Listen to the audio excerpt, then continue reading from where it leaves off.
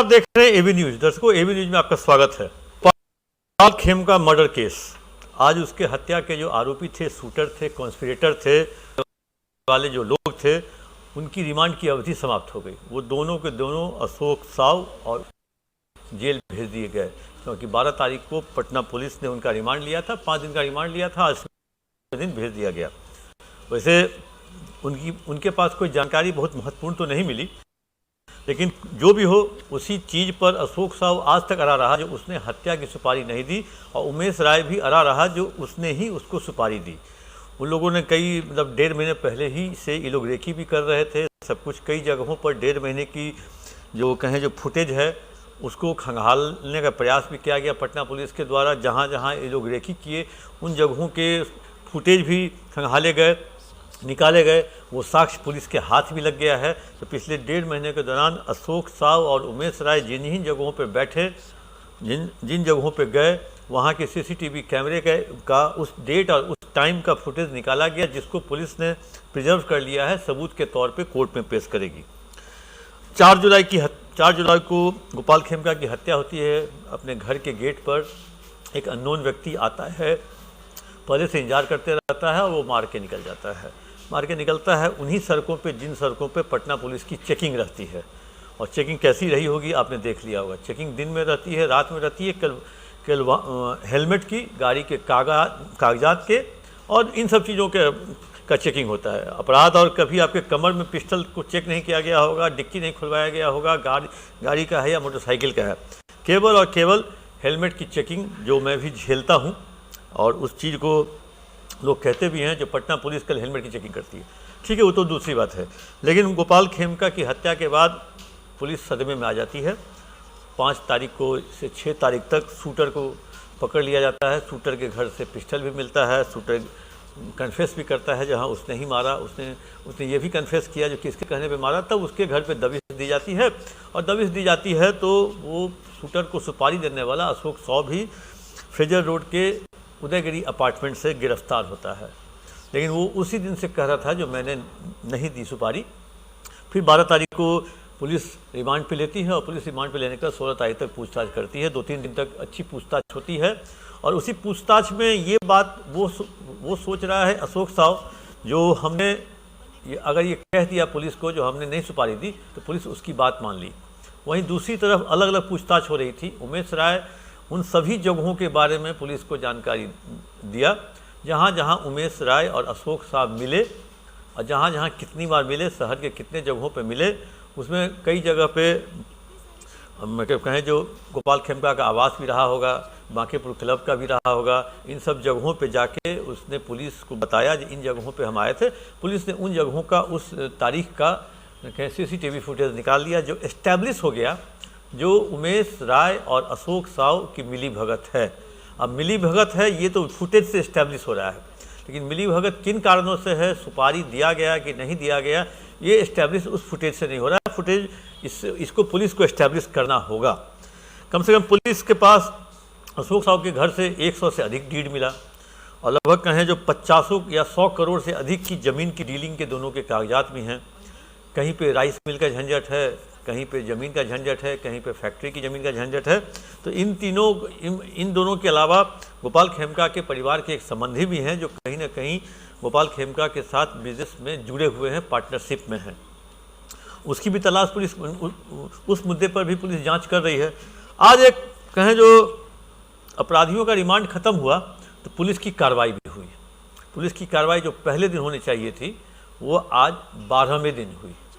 4 तारीख, आज 16 दिन। आज गांधी मैदान के थानेदार निलंबित कर दिए गए, कहें जो कोताही बरतने के आरोप में, जो इस हत्याकांड में कोताही बरतने के आरोप में। साथ ही कुछ अन्य आरोप भी हैं। इधर हाल में मेयर को लेकर के झंझट हुआ था नगर निगम की बैठक में, उसमें भी कोताही बरती गई। उसके बाद जो गिरफ्तार करने गए मेयर पुत्र शिशिर को, वहाँ भी वो खाली हाथ लौटे, बैरंग लौटे। मतलब कई सारे आरोपों को लेकर के, लेकिन मुख्य आरोप था गोपाल खेमका मर्डर केस में कोताही बरतने के आरोप में। आज आखिरकार चलिए पुलिस की एक पहली कार्रवाई हुई, क्योंकि इतने बड़े कांड के बाद पुलिस में से किसी को सज़ा नहीं दी गई। एक आम पब्लिक भी और सब कुछ सोच रहा था जो अमूमन आपने देखा होगा जो अगर शराब कांड होता है तो सबसे पहले उस गांव का चौकीदार सस्पेंड किया जाता है, लेकिन इसमें कम से कम उससे ऊपर बढ़ के इंस्पेक्टर सस्पेंड हुआ, क्योंकि सबसे पहला दोषी शराब कांड में, चाहे वो 5 आदमी मरे या 50 आदमी मरे, सबसे पहला टारगेट चौकीदार, उसके बाद SHO। वहाँ का कोई BDO, SDO, SDPO, SP, DIG, IG कोई नहीं उसमें चिन्हित है। लेकिन चलिए ठीक है, इसमें इंस्पेक्टर सस्पेंड हुए। आइए आपको सुनवाते हैं जो पटना के सीनियर SP क्या कुछ कह रहे हैं मतलब गांधी मैदान के थानेदार के सस्पेंशन के बारे में। पिछले कुछ दिनों से गांधी मैदान का जो थानाध्यक्ष थे उनकी सक्रियता नहीं देखी जा रही थी और अपराध नियंत्रण में भी जो उनसे एक्सपेक्टेड था उस तरह कार्य नहीं कर रहे थे। और हाल फिलहाल की जो घटनाएं हुई थी उसमें भी जो एक्सपेक्टेशंस था उस हिसाब से वो अनुरूप नहीं बैठ पा रहे थे और उनकी कार्य जो है उस पर प्रश्न चिन्ह लग रहा था, इसलिए उनको अभी सस्पेंड किया गया है और उसमें सस्पेंशन के समय में वो पुलिस लाइन में रहेंगे और फिर आगे उस पर कार्रवाई रहेगी। तो आपने सुन लिया क्या कुछ कह रहे हैं। आज इधर एक पटेल भवन में ADG हेडक्वार्टर, जो कि STF के भी ADG हैं, उनका एक प्रेस कॉन्फ्रेंस था। कई सारे मुद्दे पर उन्होंने बात की। जब उनसे गोपाल खेमका मर्डर केस के बारे में पूछा गया तो वो अपने स्टैंड पे कायम थे। उन्होंने कहा जो इस तरह से सही अनुसंधान हुआ है, कहीं अनुसंधान में छेड़छाड़ नहीं हुआ है, सब कुछ एस्टैब्लिश हो गया है। दोनों के बीच ज़मीन के मुद्दे को लेकर कई तरह के विवाद थे और ये दोनों जो उमेश राय है और अशोक राय दोनों मिले हुए हैं, इसमें कोई दो राय नहीं। आइए ADG हेडक्वार्टर क्या कुछ बोलते हैं वो आपको हम सुनवाते हैं। उमेश राय, अशोक राय दोनों साथी हैं। कई रेकी करते हुए दोनों का वीडियोग्राफ फुटेज लिया गया है जो कि साक्ष्य के रूप में प्रस्तुत होगा। सिम कॉल, आपस में बातचीत, साथ फोटो, सब। शूटर कौन था, शूटर का हायर करने वाला कौन था, दोनों स्पष्ट। अब किसी के निजी घर का क्या मामला है, बिजनेस डीलिंग क्या है, हम अनुरोध ही कर सकते हैं, फोर्सफुल नहीं हो। लैंड जो है, जमीन काहे इतने लैंड ब्रोकर्स मतलब रियल एस्टेट में बिजनेस वाले के हत्या हो रहा है, ये फैक्ट इनकम टैक्स डिपार्टमेंट से ही पता लगाइएगा कि काला धन को छुपाने का सबसे अच्छा जरिया जमीन होता है। सर्कल रेट कुछ, मार्केट कुछ, इस पर ये सरकार के नीति संबंध है कि क्या सर्कल रेट रखे हुए हैं और इनकम टैक्स का क्या जांच के बिंदु है कि कितने कितने जमीन पर ये लोग का बिजनेस डीलिंग्स था। वो मेरा इन्वेस्टिगेशन का पार्ट नहीं है। आपने सुन लिया जो किस तरह से ADG हेडक्वार्टर मतलब कहें जो कॉन्फिडेंट हैं अपने अनुसंधान पे, अपने जांच पे। लेकिन ठीक है, पटना शहर है, राजधानी है, यहाँ हर दिन एक नई घटनाएं घट जाती हैं और लोग पिछली घटना को भूल जाती है। खेमका के बाद वकील हत्याकांड हुआ, वकील हत्याकांड के बाद स्कूल के संचालक का मर्डर हुआ, फिर उसके बाद बालू कारोबारी का मर्डर हुआ, कल एक बैंक में काम करने वाला मैनेजर का हुआ।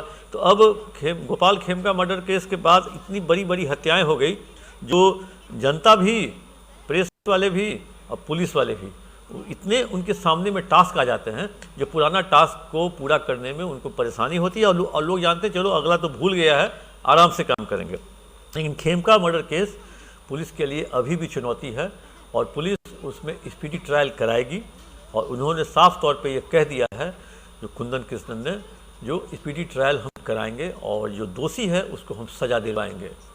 इस तरह से कहे जो गोपाल खेमका मर्डर केस सुलझा भी लिया गया और नहीं भी सुलझाया जा सका। मतलब वो एक तरह से आपने देखा होगा जो आधी गिलास भरी हुई है और आधी गिलास खाली है, तो इसको आप क्या कहिएगा, आधी भरी हुई है या आधी खाली है।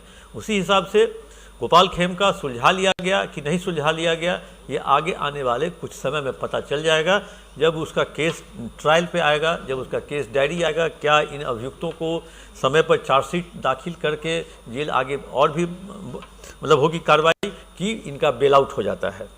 जैसे रुपेश मर्डर केस में हुआ, जिस कोर्ट ने उन तीनों को अपराधियों को, रुपेश जो इंडिगो के मैनेजर थे, उनकी हत्या में जेल भेजा, उसी लोअर कोर्ट से उन तीनों को बरी भी किया गया। अब देखते हैं गोपाल खेमका मर्डर केस में उमेश राय, क्योंकि इसमें FSL जांच बहुत महत्वपूर्ण है, क्योंकि जिस गोली का यूज किया गया, वो जिस बंदूक का यूज किया गया, तो बंदूक तो मिल गया है, अब वो मिलान करना होगा खोखा से, तो उसी बंदूक से चली है कि नहीं चली है, ये बैलिस्टिक रिपोर्ट के ही आने के बाद आएगा। दोस्तों, जैसे जैसे अपडेट आएगा गोपाल खेमका मर्डर केस में हम आप तक पहुँचाते रहेंगे। आप देखते रहिए AB न्यूज़। आप अपना कमेंट देना ना भूलें।